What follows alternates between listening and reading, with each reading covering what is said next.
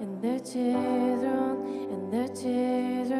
May His favor be upon you and 1,000 generations, and your family, and your children, and their children, and their children. May His praise.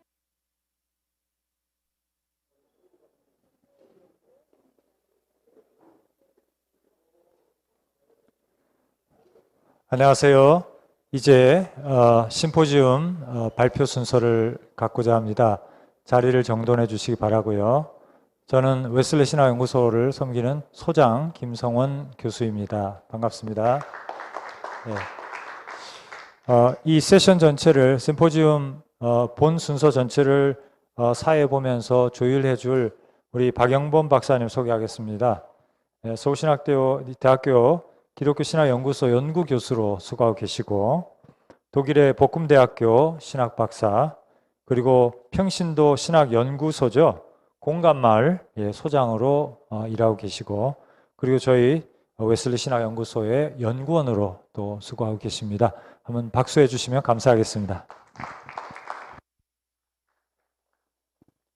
네, 여러분 안녕하세요. 박영범 연구교수입니다. 오늘 참 제가 좋아하는 말 하나로 시작을 하려고 합니다. 여러분 뭐 잘 아시는 말인데 2002년도에 Dreams come true라는 말이 유행했지요. 꿈은 이루어진다. 비슷하게 저는 우리 기독교 역사는 말씀이 이루어지는 역사라고 생각을 합니다. 거기에 우리 사람들이 하나님의 계시를 말한다면 그 또한 하나의 커다란 역사가 되어서 현실이 될 거라고 믿습니다. 오늘 웨슬리 회신 기념 심포지움을 하는데 많은 말들이 분명히 오갈 거라고 생각을 합니다. 그러나 그 말들이 단순히 허공에서 머물지 않고 정말 우리의 역사가 되고 현실이 되었으면 한다는 그러한 기대를 가지고 한번 오늘 심포지움 열어보도록 하겠습니다.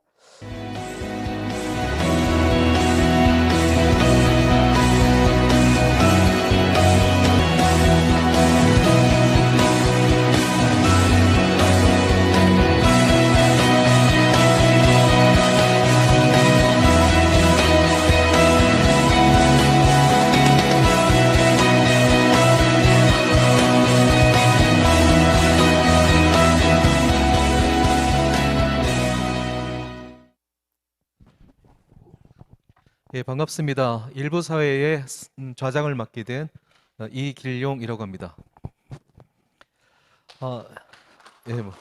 박수 감사드립니다. 일부는 우리 두 분의 예배학자를 모시고 발제를 듣고 그리고 논찬을 하는 시간을 갖도록 하겠습니다. 서울신학대학교에서 예배학을 강의하고 계시고 또 부총장으로 섬기고 계시는 우리 조기현 박사님께서 성찬의 역사와 의미에 대한 예배학적 고찰, 초대교회와 웨슬리를 중심으로 라는 제목으로 발제를 해주시고, 그에 따라서 논찬은 역시 예배학을 강의하고 계시고 현 서울신학대학교 신학과 학과장을 맡고 계시는 김순환 교수님께서 논찬을 해주시겠습니다. 먼저 조기현 부총장님의 발제를 듣도록 하겠습니다. 굉장히 빨리빨리 넘어가면서 발제를 해야 될 것 같고요. 어쨌든 저는 시간을 제일 중시합니다. 그래서 정해진 시간 안에 끝내도록 할 거고요. 저의 발제는 이제 웨슬리를 지금 오늘 전체적으로 발표를 하는데, 이 웨슬리가 성찬에 대해서 기독교 초대교회부터 시작해서 기독교 전체의 그 성찬에 대한 이해와 웨슬리의 이해가 얼마나 일치하는지 그것에 초점을 맞춰서 시작하도록 보여드리는 것을 목표로 하겠습니다. 예, 초대교회는 매주일 그리스도의 이름으로 모일 때마다 성찬을 거행함으로써 공동체의 정체성을 끊임없이 확인하고 갱신하였습니다. 그 이유는 성만찬의 모든 것이 예수 그리스도, 즉 그분의 성육신 공생의 십자가 죽으심 그리고 부활을 표현하기 때문입니다. 한마디로 성찬은 그리스도 영성의 핵심이라고 볼 수가 있습니다. 기독교 2000년 역사를 보면 성찬은 언제나 교회와 예배의 중심적 위치에 있었습니다.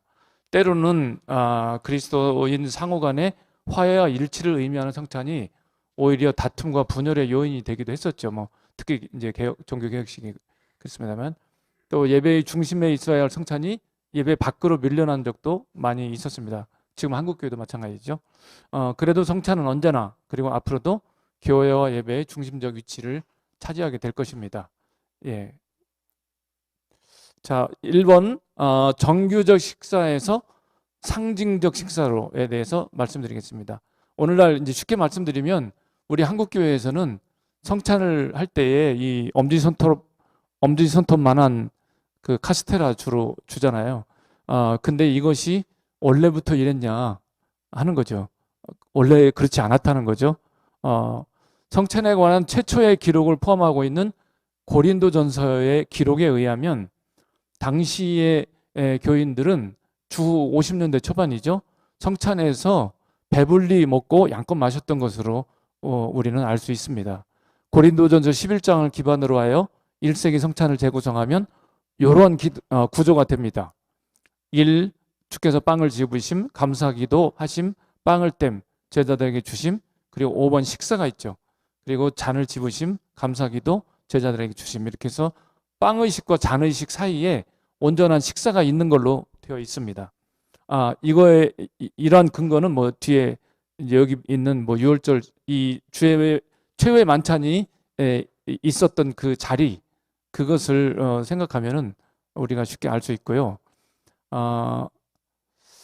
그런데 이제 이것이 많이 먹고 많이 마시게 되는 그런 오남용의 문제가 고린도 교회에서 이미 발생을 했고, 그래서 이제 점차 이것이 상징적 식사로 이제 분리되어서 이제 조금만 먹게 되고 조금 마시고 한 끼를 온전히 먹는 식사는 저녁에 따로 모이는 아가페 식사라는 것으로 이제 발전을 하게 됩니다.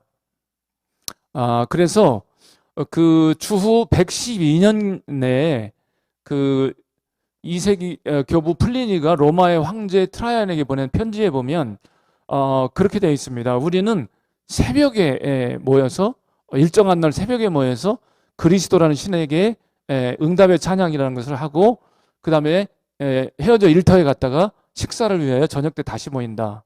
이런 말이 있습니다. 그러니까 저녁 때 모인 거는 한 끼를 다 먹는 온전한 식사고 새벽에 모였던 것이 이제 성찬이라고 알 수 있습니다. 자, 넘어가겠습니다. 성찬에 관한 최초의 기록들. 성서를 제외하고 성찬에 관한 기독교 최초의 기록은 디다케입니다. 주후 100년경에 기록된 건데요. 여기에 보면 그 특히 9장, 10장, 14장에 보면 성찬에 관한 내용이 아주 그 자세하게 나와 있는데 특히 성찬 기도에 관한 내용이 있고요. 이 기도의 내용은 제가 시간이 없기 때문에 읽지는 않겠습니다. 그 텍스트 있으니까 집에 가서 보시면 되겠고요. 여기에서 알 수 있는 건 14장에 보면 이런 말이 있습니다. 주일마다 여러분은 모여서 빵을 나누고 감사드리시오. 이런 말이 있습니다. 그리고 초대 교부들의 글을 보면 교황 클레멘트가 고린도 교인들에게 보낸 편지, 이거 넘어가겠습니다.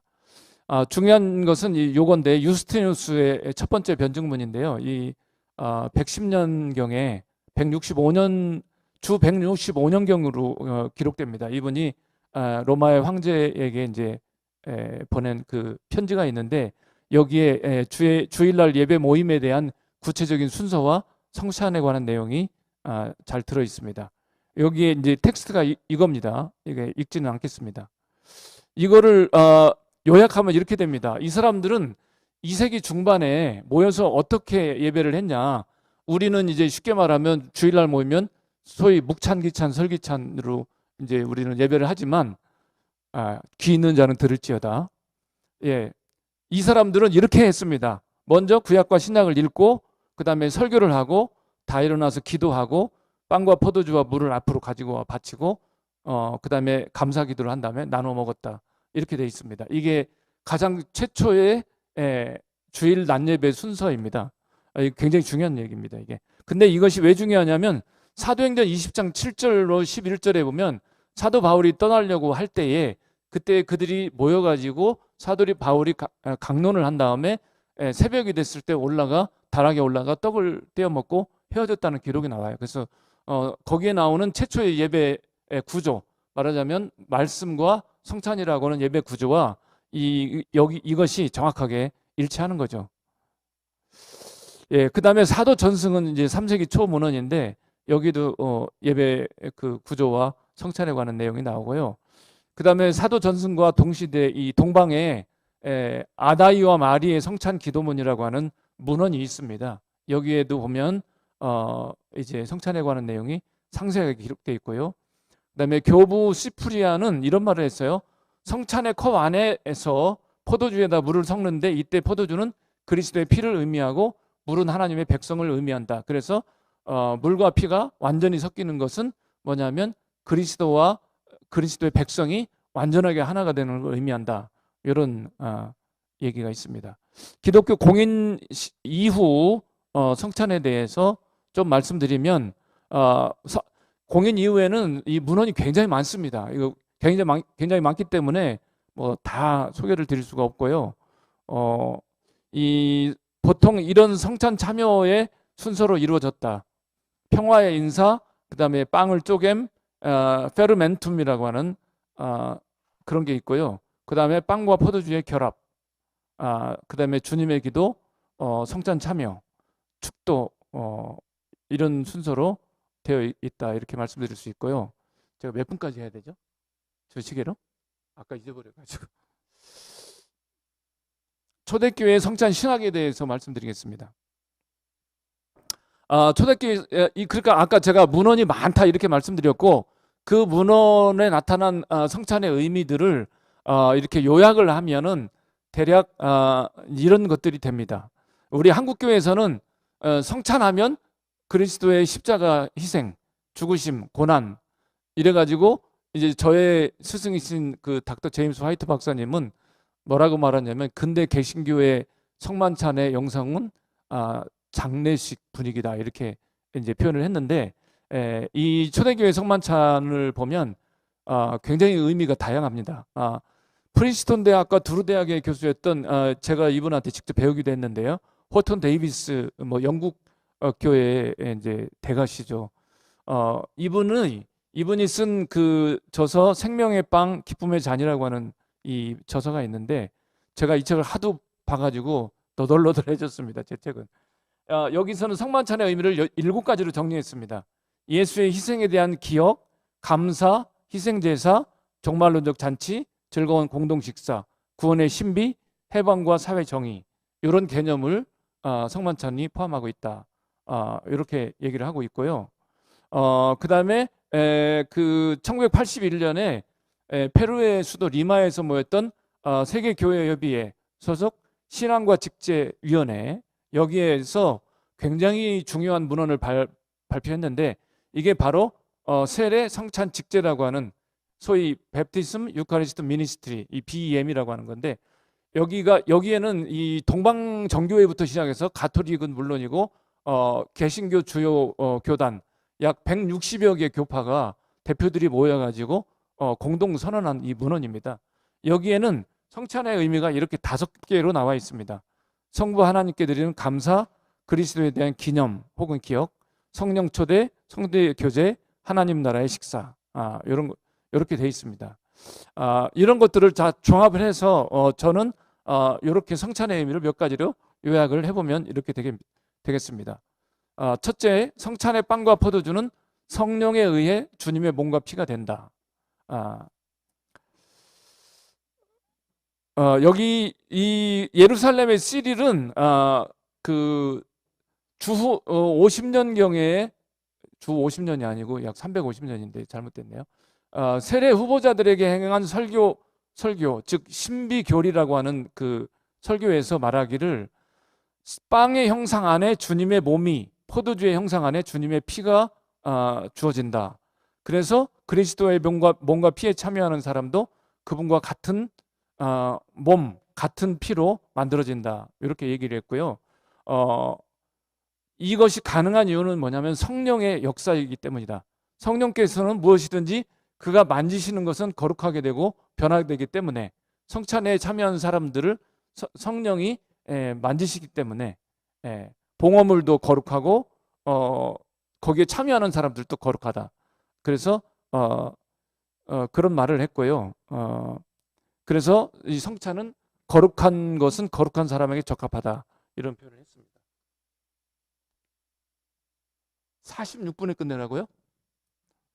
뭐 끝내면 돼요. 뭐 걱정하지 마세요. 2분 있다 끝낼게요. 네. 예. 자, 4세기 교부 뭐 이런 것들이 다 있습니다. 그러면 넘어가고요. 다 넘어가겠습니다. 자, 보시면 돼요. 그리스도의 연합과 일치의 사건이다. 다 텍스트가 있으니까 보시면 돼요. 존 웨슬리 성찬 신학. 존 웨슬리는 이 크게 제가 주로 존 웨슬리의 찬송가집을 분석을 했습니다. 근데 아까 한영태 교수님께서 웨슬리의 문헌이 뭐 이거 몇 개 뭐 시리즈를 다 하셨는데 거기에 빠뜨리신 게 있어요. 모르시기 때문에 안 하신 건데 존 웨슬리의 찬송가집 전곡을 이렇게 다 번역한 그 번역 출판물이 있습니다. 감신대 나영석 교수가 번역했는데요. 일단 첫째, 웨슬리에게 있어서 성찬은 그리스도의 희생 제사이고 또 그것을 기념하는 행위다. 이렇게 되고요. 이 찬송가 가사 보시면 됩니다. 그 다음에 둘째, 존 웨슬리는 성찬이라는 은혜의 수단을 통하여 실제로 은혜를 받은 경험이 있었고 이 은혜는 실제적인 것이었다. 여기 떡을 받으면서 우리는 예수의 살을 먹는다. 이렇게 말하잖아요. 그 다음에 셋째, 웨슬리에게 있어서 성찬은 이 땅에서 천국의 보증물로 먹는 잔치다. 천국의 식사다 이거죠. 찬송가 이 가사를 보시면 되고요. 넷째, 웨슬리에게 있어서 성찬은 우리 영혼을 살찌우는 영적 양식이다. 그래서 밑에 보시면 모든 그리스도인은 성찬을 가끔씩 받는 것, 이 프리퀀트 커뮤니언, 이건 자주 받는 거잖아요. 그게 아니고 규칙적으로 자주 받아라. 이렇게 웨슬리는 가르쳤습니다. 이런 말이 있고요. 넷째, 웨슬리에게 있어서 성찬은 우리 영혼을 살찌우는 영적 양식이다. 이게 넘어갔네. 다섯째, 웨슬리는 성찬이 참여자들을 하나로 연합시키는 식탁이다. 이렇게 보았습니다. 예, 여기까지 하겠습니다. 47분, 1분 늦어 죄송합니다. 감사합니다. 네, 감사합니다. 충분히 시간을 못 드려서 죄송하고요. 일부 발표만 벌써 3분이 기다리고 있어서 앞으로 발제는 10분 그리고 논차는 5분 정도로 약속하도록 하겠습니다. 다음 김순환 교수님께서 조기원 교수님의 발제에 대해서 논찬해 주시겠습니다. 5분 드리겠습니다. 예, 귀한 발제 내용인데 시간이 좀 제한돼 가지고 다 듣지 못했지만은 자료들 참고하시면 좋지 않겠는가 이렇게 생각이 듭니다. 저도 이 5분이라서 원고를 빨리 읽는 것으로 대체하도록 하겠습니다. 코로나19의 장기화로 인해서 현장 예배가 어려운 때인데 현장에서 오감을 사용해서 몸의 참여가 중요한 이 성찬에 대한 논의, 이게 참 매우 난감한 요즘입니다.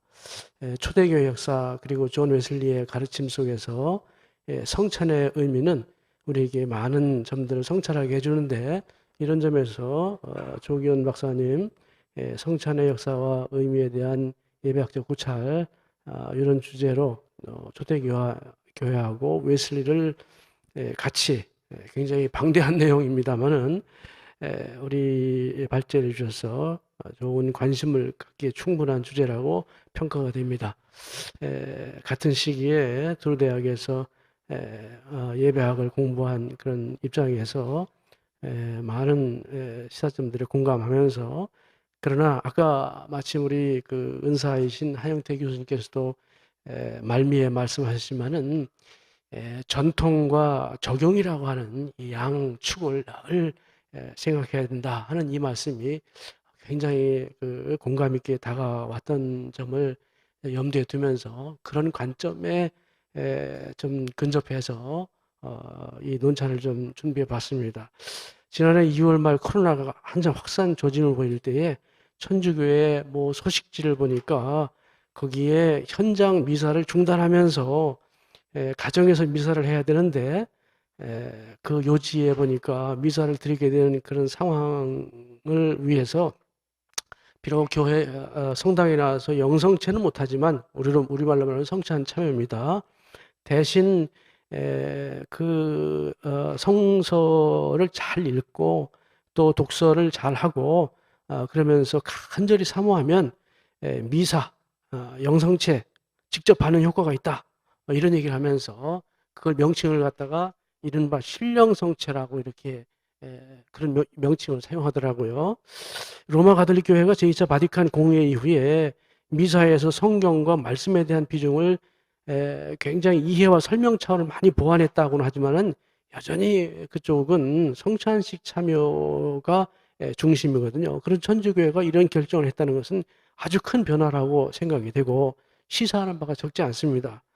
개신교회와 많은 부분에서 신학적 간극이 차이가 여전히 해소되지 않았어요. 않고 있습니다. 그러나 그런 데다가 성찬에 대해서 유독 집착하는 천주교지만은 그들도 코로나 앞에서는 형식을 넘어서 본질적인 면이 뭐냐 고민한다는 그런 생각이 좀 들었습니다.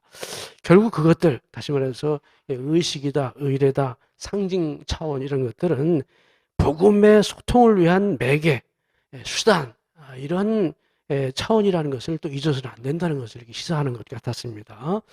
이런 상황에서 지난해 봄부터 우리 종교개혁 전통의 개신교회 또한 안팎으로 가장 곤혹스러운 상황에 놓여 있었던 것을 알고 있는데요. 그런데 종교개혁 전통을 계승하는 우리 개신교회는 이런 때에 대안을 찾지 못한 채 허둥지둥할 필요는 없다고 봅니다. 그 이유는 첫째, 오늘과 같은 상황에서 범기독교 세계 그 어떤 진영보다도 더 유연하게 상황을 대처할 수 있는 현장 적용 능력이 뛰어난 신학을 가지고 있기 때문에 그렇습니다. 교회 역사를 통시적으로 살펴봐도 가히 예배 방식에 있어서 패러다임 시프트라고 할 만한 변화들이 있어 왔어요. 구약 전통까지 확대해서 보더라도 짐승 희생 중심인 성전 예배가 말씀 중심의 회당 예배로, 성찬식 중심인 그게 전부다시피 했던 중세 예배가 이해와 설명 곧 말씀 중심으로 보완된 종교개혁, 그 이후의 예배들이 그 신뢰라 이렇게 말할 수 있겠습니다. 오늘 본문이 다루고 있는 존 웨슬리의 성찬신학 부분도 의의가 있습니다. 존 웨슬리 목사님도 예배에 관한 큰 변화를 연 분이라고 평가할 만합니다. 그가 일으킨 메소디스트 운동을 전반적으로 살펴보면은 설교가 아주 매우 중시된 집회 활동이 큰 밑거름이 된 부흥운동입니다. 그가 속한 영국 성공회 안에 예전적 전통이 중시되던 상황에 비춰보자면은 당시 야외 집회나 설교 활동 등은 매우 파격적인 면모입니다. 그런데 그 성찬을 중요하게 강조했던 점은 사실입니다. 그것은 팩트입니다. 실제 그를 따르던 미국의 감리교 후예들은 그가 일으킨 부흥운동 가운데서 주로 말씀 중심의 예배 영향을 더 많이 받았다는 사실, 이것은 아이러니이고 반전이고 또 시사하는 바가 있습니다. 즉 성찬이든 설교든 그 전달 형태는 다르지만 결과적으로 그런 수단들을 통해 전해지는 어떤 의식을 통해서 전해지는 복음의 내용이 관건이다, 이런 것을 증시하는 일이 아닐 수가 없습니다. 그것에 그들의 후에 세계 감리교 운동이라든지 세계 선교 운동을 촉발시킨 배경이 되기도 했다는 것이죠.